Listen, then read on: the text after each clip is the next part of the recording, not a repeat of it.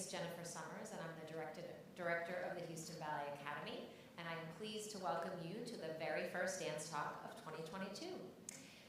We are in for a real treat as we are discussing the return of Balanchine's jewels to the Wortham stage. And I know we are so pleased that you've joined us via live stream, and I know that everyone really loves the question and answer portion of our dance talks. And don't worry, anytime you think of a question, you can go ahead and type it in the chat, and I promise you that I will reserve time at the end of this evening's conversation for your questions to be answered by our illustrious panel. So before we get started, I'd like to introduce them. Sitting immediately to my left is Diana White. She is a former soloist, and I'm going to read my notes for this one, at New York City Ballet, and she is a repertoire and master teacher for the George Balanchine Trust and the Jerome Robbins Rights Trust. She's been working with Houston ballet dancers, staging both emeralds and diamonds. And I've been sharing this little anecdote because I grew up near the New York City Ballet's summer home. I had the pleasure of watching Diana White in many ballets. So I've been starstruck as she's been up in the studios this past month. At the age of 14, Diana became the youngest member of the Lyric Opera of Chicago Ballet under the direction of legendary American ballerina Maria Tall-Chief. At the age of 16, she was seen in Chicago by Balanchine, who offered her a scholarship to study at his School of American Ballet in New York. In 1977, she became an apprentice to the New York City Ballet, and 1 year later entered the company. During her 20-year performing career at the New York City Ballet, Diana worked directly with Balanchine and Jerome Robbins. She danced corps de ballet, soloist, and principal roles in over 50 Balanchine and 20 Robbins ballets. Her performances were praised by critics in New York as well as on international tours. For guest appearances, she was coached in several roles, including the Diamonds Pas de Deux by Suzanne, on whom the role was created. In addition to working with Balanchine, Robbins, and Farrell, she was mentored and coached at New York City Ballet by the ballerinas Verity, on whom Emeralds was created, and Karen von, can you say that for me? Arldengen. Okay. Since 2004, as a repertoire, she has staged ballets on professional companies and schools on 6 continents. So I know that if you were in the room, you would have a huge round of applause and welcome for Diana White. Thank you. Diana has been so generous with her time when she's not been with the company. She has taught down in the academy some, and I had the pleasure of sitting in and listening to her teach them both theory and technique in a class, and to actually be in class with someone who had words straight from Balanchine was a real treat to them, and I know that you all have been experiencing that as well. To Diana's left, I know that you don't need introduction for the rest of my panel, but I'm going to do it anyway. Yuriko Kajia is the Albert and Margaret Alkek Foundation principal dancer. She joined Houston Ballet as a first soloist in 2014 and was promoted to principal that same year. And in the Jewels program, she'll be dancing the lead in Diamonds. So yay for Yuriko. And to her left is Tyler Donatelli, who I proudly say is a graduate of the Houston Ballet Academy, and she joined the company in 2014. She was promoted to demi-soloist in 2017 and to soloist that same year. In this Jewels program, she will dance the Pas de Deux in Emeralds and one of the 4 couples in Diamonds. And of course, she's learning Rubies too because Tyler does everything. So welcome to Tyler. And then on her left is Sievert Garcia, who joined Houston Ballet from Houston Ballet 2, another Academy grad, in 2016 and was promoted to corps de ballet in 2017. In this program, he will perform one of the 4 men from the Rubies section and one of the 4 couples in Diamonds. So lots of expertise up here tonight. Before I begin asking our panelists questions, I just wanted to remind our audience that Balanchine has been part of Houston Ballet ever since we became a professional company. The company's first performance was on February 17th, 1969, and in that very first program, the company danced Balanchine's Raymonda. The company acquired, over the next 5 years, let me just check that. Yes, over the next 5 years, the company acquired 3 more ballets, 7 more in the era between the 1980s and the 1990s as the company grew in size and stature, And then since Stanton became artistic director in 2003, we've acquired 4 more Balanchine ballets, including Jules. So the last time we did Jules was the Houston Ballet premiere in 2010. So we've got a long, rich history with Balanchine and quite a diverse collection of his ballets in our rep. All right, so I'm going to start with my questions now. Balanchine choreographed, I know this is for you, Jules, before you joined the company. When were you first introduced to Jules, and what sections did you dance? Am I on? Yes, okay. Well, actually, I saw the original cast perform Jules when I was a child. I was really lucky. My mom started bringing me to the ballet when I was quite young. And by the time I saw Jules, I was about 8 years old. I'd already made up my mind I was going to be a ballerina. And so I did see the entire ballet. Of course, I wanted to do Diamonds because that was the most classical, and I was 8 years old, you know. And but then the next time I saw the ballet was actually when I became an apprentice to the New York City Ballet in '77. It was my apprentice ballet, Emeralds. And I tell the dancers that I'll just never forget the feeling of bursting out on stage in the finale of Emeralds wearing one of those dresses and hearing that music and just thinking I have died and gone to heaven. This is where I always wanted to be. And then as I moved through the company, I danced also the corps de ballet of Diamonds and a demi-solo in Diamonds. And then, as you mentioned, for guestings, I danced the Diamonds Pas de Deux. I was really lucky to have that extra help from Suzanne before. And in Rubies, I was the famous tall, but we call it the tall girl, you guys call it the kick girl. She does kick a lot. In fact, I once kicked so much that I landed on the floor. And yeah, Diamonds corps, Diamonds, demi-solos, Emeralds, all 3. That's amazing. So Jules, in addition to being an amazing ballet, just in its own right, each section, it's also as an important place in ballet history because it was the first full-length, non-narrative ballet. You sometimes see Rubies or Diamonds done by themselves, but when they're put all together, it's the length it's a full-length ballet, but it doesn't have a story at all. But each section really does have its own personality and flavor.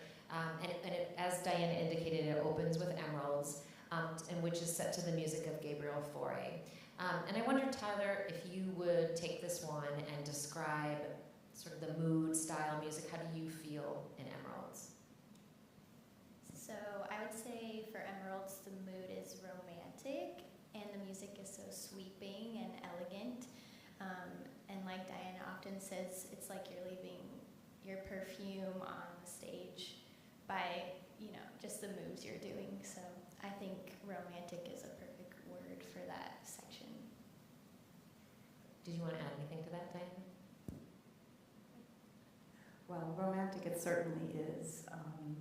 It's also a tribute to French world, kind of the French perfume and elegance and chic and romance. Yeah. And did he talk about it, or do you think about it as sort of an homage to the Romantic era, the sort of Giselle era time in ballet? Well, it's funny that you say that because no, he never would say so overtly, this was my intention. And we know that they're wearing romantic length tutus and so on. But I was thinking about it, and I thought, well, what's kind of one of the consummate romantic ballets, or homage to romantic ballet, is Les Sylphides. And so I thought, oh, I'm going to look at that. And I went on, I've seen it many times, but I thought I'll review it. And I looked on YouTube, and I saw the opening, the prelude, and I went, wait, that's how Emeralds begins. It was directly, I mean, even the melody, the first melody, they're very, very similar, and the choreography, the little pas de deux that the couple does is reminiscent of what the principal dancers in Emeralds do. In the formations of the corps de ballet echo that. So certainly Balanchine having been steeped in that and seen it so many times, yeah. And we're allowed further down the road to sort of interpret maybe a little bit. And Les Sophie being another sort of important moment in ballet history, because it was importantly a non-narrative ballet as well. So, yeah. And so you got to work with Viola at Verity, and as I said, she was the one that Emeralds was created on. Do you feel like there's her in it because he created it on her? Well, every one of Balanchine's ballets has the dancer upon whom it was created in it, because he made ballets for dancers. But you know, Violette at the time this ballet was made was at the peak of her artistry, and she had the whole package. She had brilliant technique, she had artistic maturity, she had consummate musicality, plus she had this delightful personality, incredibly charming and bubbly and luscious, you know, and all of that is, and her Frenchness, of course, and all of that is reflected in the choreography, yeah. How do you pull that out of the dancers that you are setting Emeralds on? I tell them what I just told you. Got it. Do you feel those things when you're dancing in Tyler? Yes. I usually have more of a practical approach, like when I first learned something, and so Diana has really helped draw out movement and make it more luscious and express more through your arms and upper body rather than just focusing on the steps and your feet position. Like, it's a lot more to it than you think. I really have to think before I run on for my solo. Like, I'm going to bend here, and I'm going to try to bend my arm there. It's a little bit of a shift in my mind, which I really like, because it's a challenge, for sure. Qualitatively a challenge? Yeah, cool. So we move from Emeralds into Rubies, which is set to the music of Stravinsky, who of course was Balanchine's longtime collaborator. Sievert, you're in this section. Can you take this one and describe the mood and style and feeling in Rubies? Yeah, so I was thinking about this earlier. The best way that I can think of that would describe Rubies is it's kind of a playful challenge. I don't know, like, the music is very challenging. You know, it kind of stops in the silent for a little bit, and it just picks right back up. And it's just super exciting.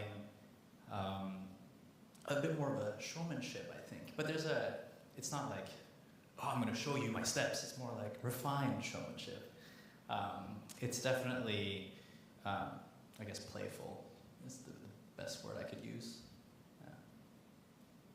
So Balanchine was what we consider the father, grandfather, however you want to look at it, of the Neoclassical Style, really. Like, that was developed here in America by him.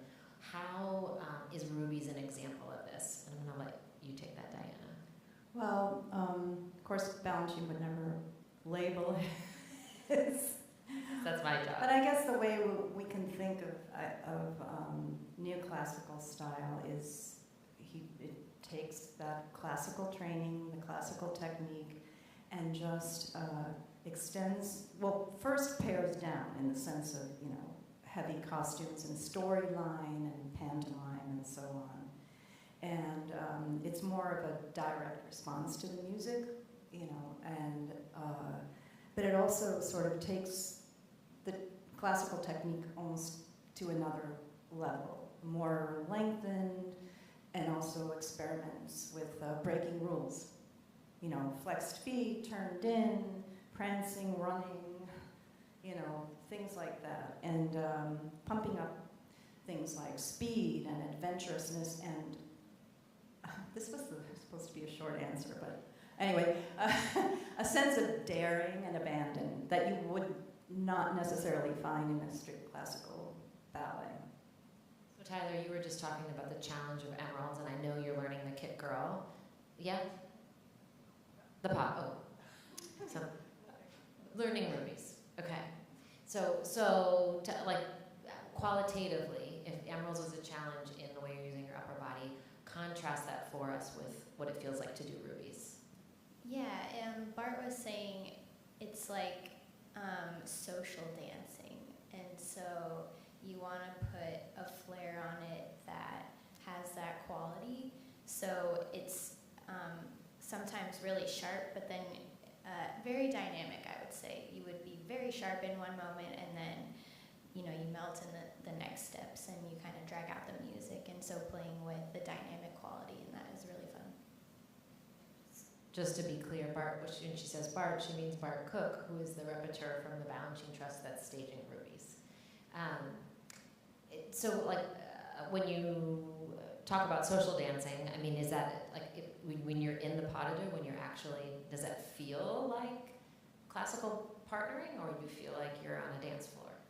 I would say a bit of both. There's one part he calls the Russian rumba, and you're with your partner giving like your shoulders, but your feet are doing a classical move, but you try to make it into one movement with the social aspect and the classical ballet aspect, I think.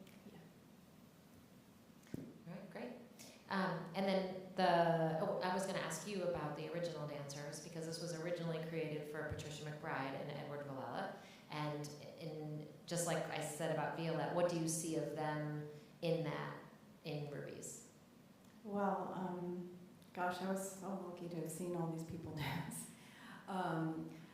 Patricia McBride was the fresh-faced American beauty, all natural, spontaneous, musical joy of dance, completely unpretentious, and I mean highly skilled, but without pretension, and you just could not fall in love with her. She was Teaneck, New Jersey, the girl next door, in a way, but who was also incredibly elegant and chic. And then Eddie was a street kid. He grew up in a working class family, and he was dragged off to ballet class, alongside of his sister, and they made him stick around. But he did grow up on the street, and he tells lots of stories of having to defend himself. And he had promised his father that he would complete his college. He decided he wanted to become a ballet dancer. His father said first college, so he went to the Maritime Academy. And while there, he actually became a boxer. And you're going to see there's elements of boxing and, street gestures and feeling. But he was a no-holds-barred dancer, incredibly charismatic, and with a sense of competitiveness, I guess, in a way, but in a good, healthy way. And between Patty and Eddie, it's just like the stage was electric. Do you feel, I saw you nodding your head, Siebert, I mean, when she's describing Edward Villella, do you feel that in when you're dancing Rubies? I do, actually, yeah. It's, I've gotten to learn the lead couple as well. And so seeing the energy that the choreography has, I feel like it didn't lose its power from when it was first created. And it's still, to this day, I feel like that's something I would be doing at a club or whatever, because it's just, it feels natural. It's just, yeah, I don't know how to say it. It's just great. Yeah. Great choreography. A lot of adrenaline on stage, and the chase. And the guys, yeah. Yeah, that's interesting that there's like the four men. I mean, and just deciding, each section has a fairly large cast, but he had an idea of how he wanted to highlight the music in each one through, it sounds like this one's a little bit more masculine. Yeah. And American, jazzy, New York. Yeah, I mean, that's what they worked together a lot, Stravinsky and Balanchine in New York. And I know Stravinsky was influenced by jazz. Do you feel like you feel any jazz elements? I mean, syncopation and yeah. Yeah, it feels like a Robbins ballet actually. It's I don't know. It's really pushing the boundaries of just classical ballet. You know, there's a moment where we're landing after a tour jeté and then we start doing like this step, and it's just not something that you would really see anywhere else. You would keep a longer line and then purposefully you Yeah, correct yeah. it. Yeah, and you're like standing like this, and that's not Yeah. something you see very often. Right. So it's super interesting. So the shapes, the rhythms, yeah. And I think you were saying, Diana, the non-traditional Yeah. speed, non-traditional movement in the torso, all that. And legs, Yeah, flexed feet, right, turned in positions, you know. right. Yeah. I wanted to wait till after Diamonds to ask this question, but I'm going to go ahead and do it now. Does Rubies feel reminiscent of other Balanchine that you've done? Like if you were, each of these sections in Jewels is so different from the other. Does Rubies feel familiar to you, or is it something like you've never done before? For me, I've gotten to do Fancy Free, and that's the closest thing I have to connect with, because I actually have had a lot of Balanchine experience coming from Norway. Yes, they did Balanchine over there, but they didn't put it in the repertoire for the school as much. And so coming to America and being able to do Balanchine is just nothing to compare to. Yeah. That makes sense. All right, let's transfer to Diamonds. The final section is Diamonds, set to beautiful Symphony No. 3 by Tchaikovsky. Yuriko, it's your turn to tell us about the mood and style and feeling. I have been waiting. Yeah.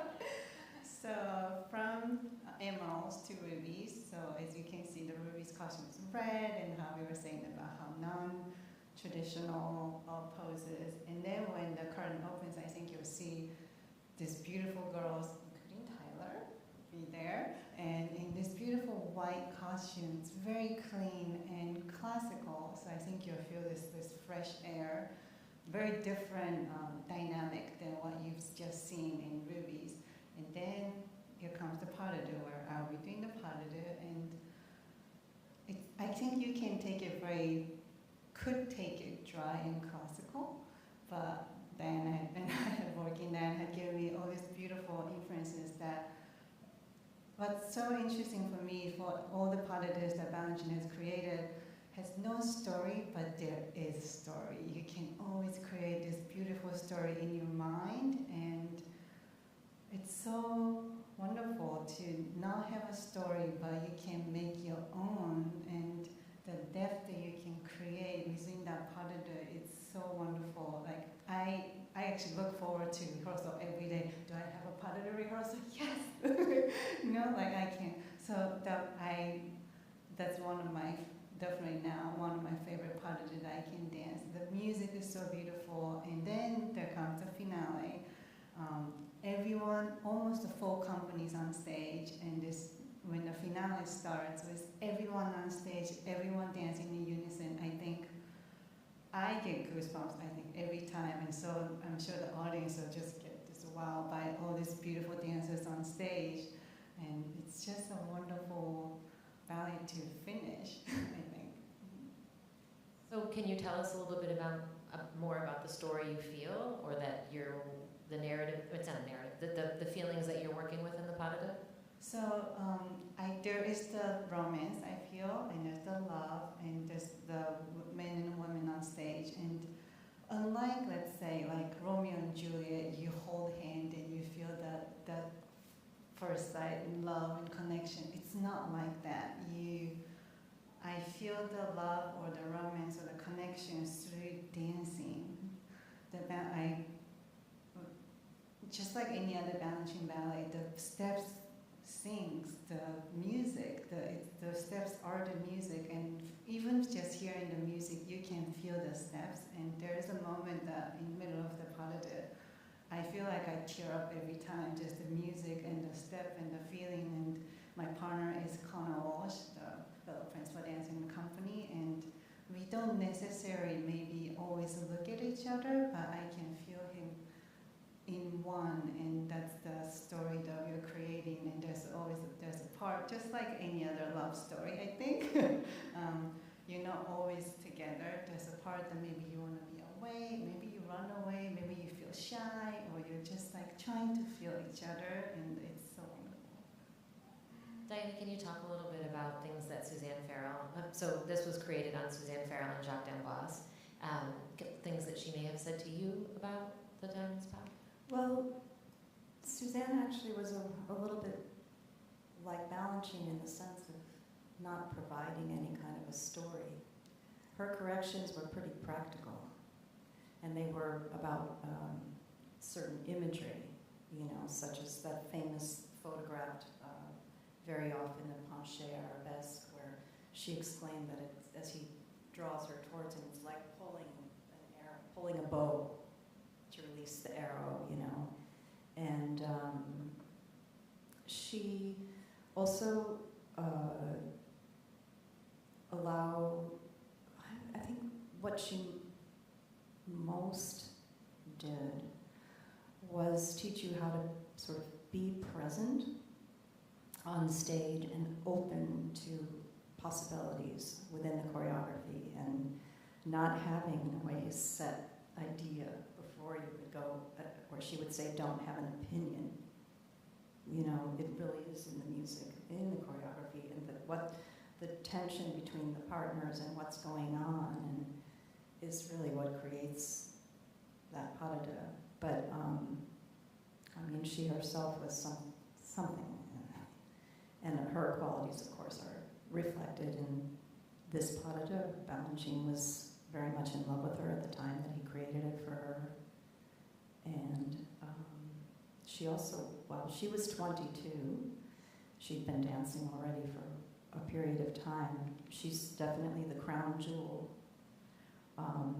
but she's like a superhuman, ideal woman. Not sure if you can ever really attain her, but only a true gentleman. I feel like the Pas de Deux is a lot in a way about chivalry, because as you'll see, the final gesture as he kisses her hand.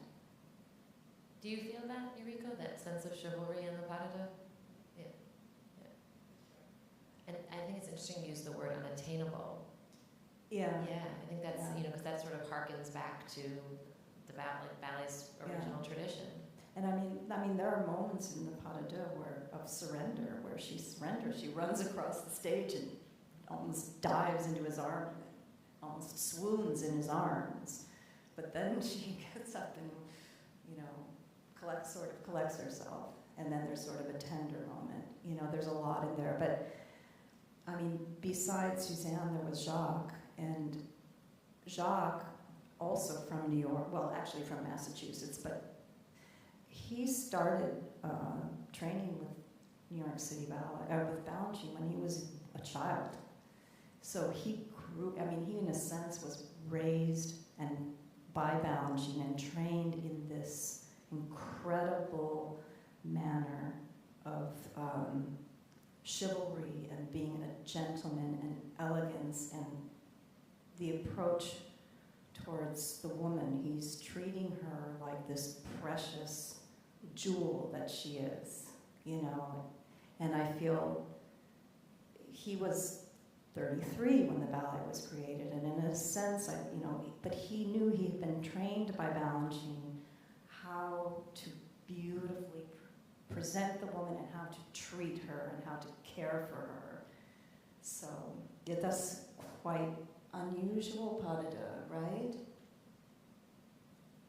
Yes, the Pas de Deux itself, starts like just very simple, and then it just grows and grows, and it just digs so deep. And you have to see it more than once to feel it for sure. And then another thing about it, besides the Pas de Deux, when the finale starts, I don't know how Balanchine, his brain worked, but the formation that he created for finale are just incredible. I mean, not just for Diamonds, but for all the ballets, how he managed to, without the computer like we have now. He could visualize it all. He could see it all. Could see these things in his mind, and he would come in and he would say, you move here, you move there, on this count, you go here, you go there, and he'd tell each person what to do, and then maestro, he would play, piano will play, and it would be right there it would be. Incredible. I think for the audience, it's definitely a beautiful ballet to see it from the orchestra, to see everyone's facial expression and all, but also to see a little bit above, to see the whole formation. It's like a kaleidoscope. It just like moves around. It's unbelievable. And you said it's almost the full company on stage at the end, so you do have to be a master to move things, and it moves, right? It's not like sometimes in classical ballet the core more is decorating the stage. But do you want to, Siebert and Tyler, say anything about the four couples or your take on Diamonds? It is extremely hard. I also just love the camaraderie of everyone together. It gives you more energy, and it just makes you feel the love for ballet even more because you're dancing with all your friends on stage, and so I think it's a great feeling. For me, it was just the very, very last part of the ballet is called Fast, and you know, like we're all standing there ready to complete this next step, and it's just I don't know. I feel like the principals made me feel like a force behind them, because I definitely feel it behind me. And I'm kind of in the back, so there's only one other person there, and he's like really pushing me forward. And it's just that energy that comes out of the back is just a really nice moment. Propelling you forward. Yeah, I feel like Diana would like us to push farther, but we're working on it. We still have a few days. Yeah. What about this Diamonds? Does it make you think of other ballets? I mean, I know that. You know, if even though Balanchine wouldn't say this, if Emerald is sort of a nod to the French tradition and Rubies is to the American tradition, and that Diamonds would be to the Russian tradition. Does it make you feel? Does it feel familiar, maybe in relation to other Balanchine ballets or other ballets that you've done? And anybody can take that.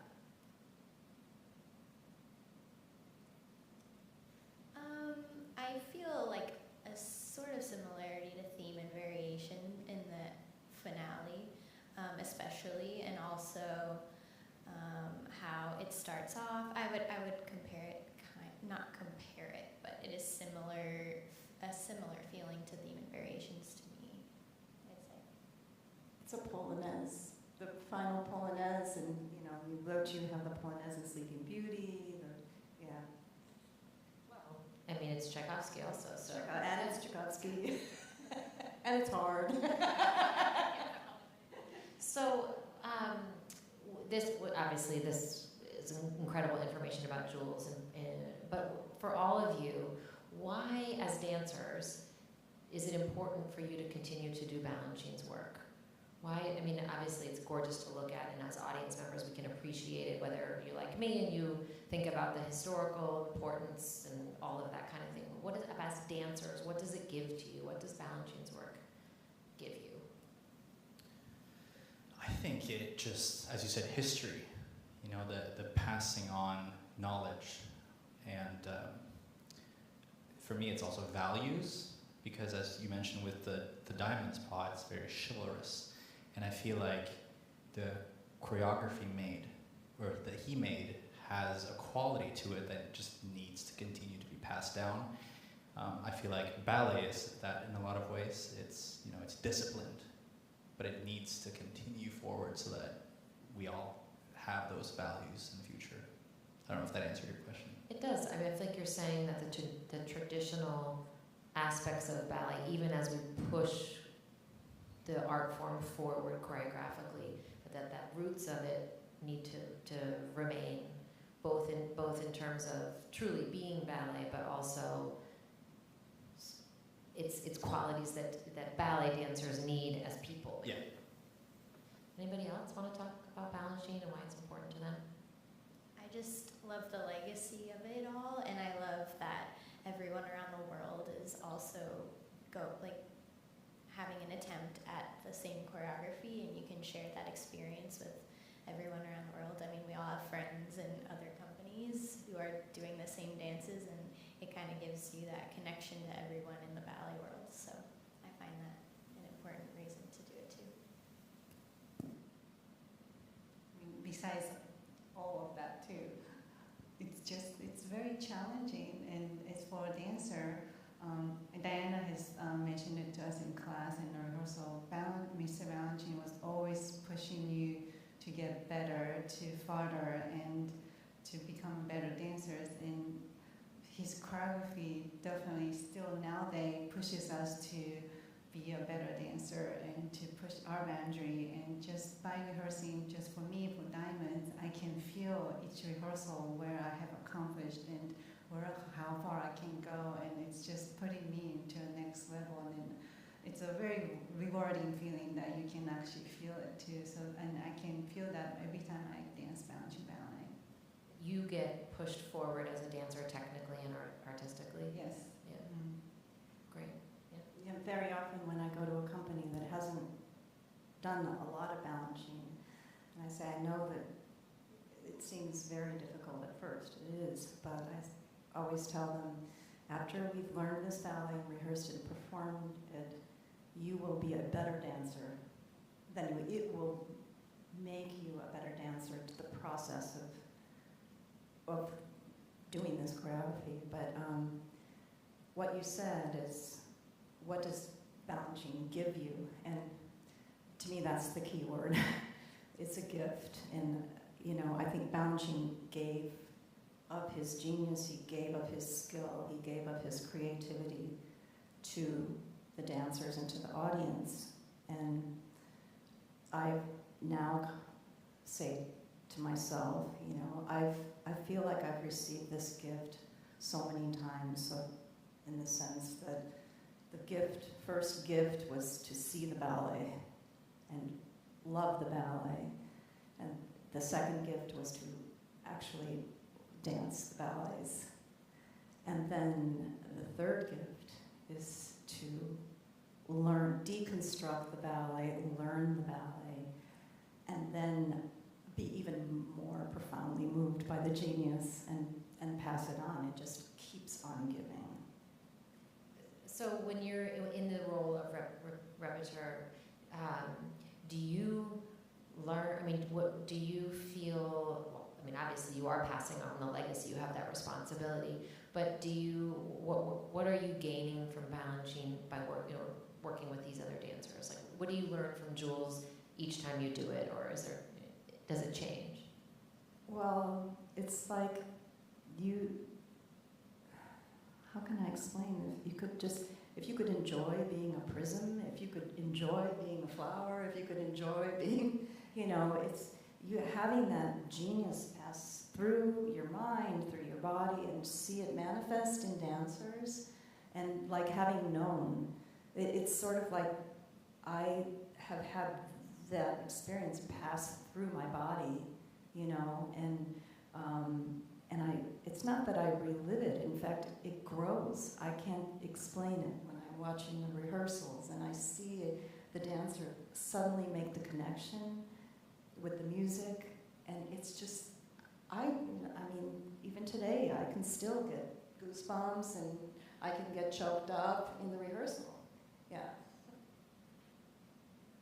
So I know that one of the reasons Stanton wanted to do Jules this year was because last year was so very different, and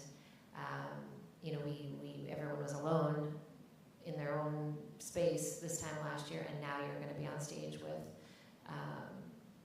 all of the entire company. I'm wondering how, and it's not that we haven't done anything this year. We had our first rep, which was a little bit smaller, and we had Nutcracker, which is very large. but this is really, how does it feel to be dancing this big, this full, this together after the last 18 months? It's something I'm still trying to get used to be honest. Yeah, like, I think the 2 years almost off put me in a kind of, I like being by myself. I like, just figuring what I'm going to do for myself for today. But just the communal thinking now and feeling everyone and being around me, I've come to appreciate all this a lot more, since I was away for so long.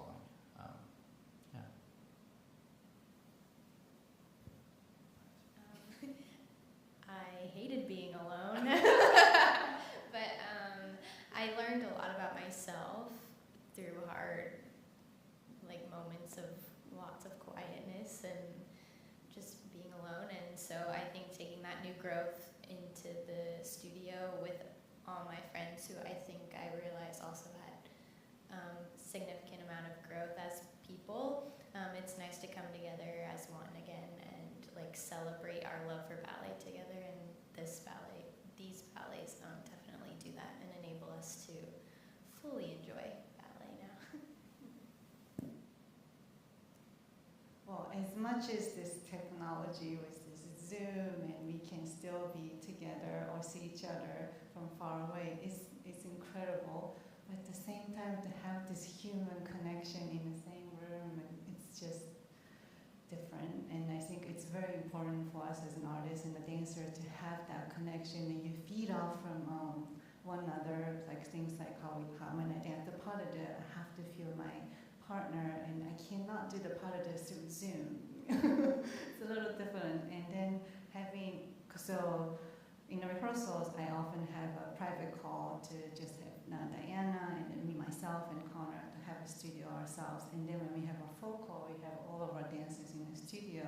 And just to have everyone to be in the same room and feel each other and sharing the space, sharing the energy is just incredible. And to be able to share that with the audience, to feed off that energy, I think that's why we perform, and that's why we love to dance on stage. I think that's a pretty good transition. Tori, do we have any questions?